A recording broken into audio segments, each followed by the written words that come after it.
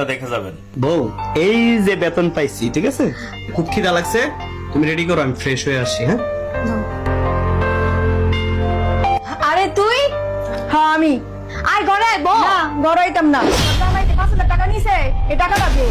সবার লাগে অশান্তি আর ভাল লাগে না। কতদিন হয়ে গেছে টাকা নিছ, এখনো টাকা দেওয়ার কিন্তু নাম গন্ধ নাই।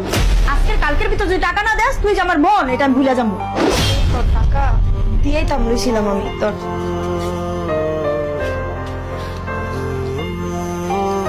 কি গো, শ্রাবন্তীর কণ্ঠ শুনলাম, শ্রাবন্তী আসছিল নাকি?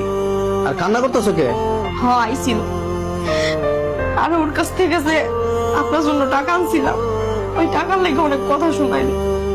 ভাবছি টাকাটা একটু পরে গিয়ে দিয়ে আসবো, এর মধ্যেই কত কথা শোনাই গেল।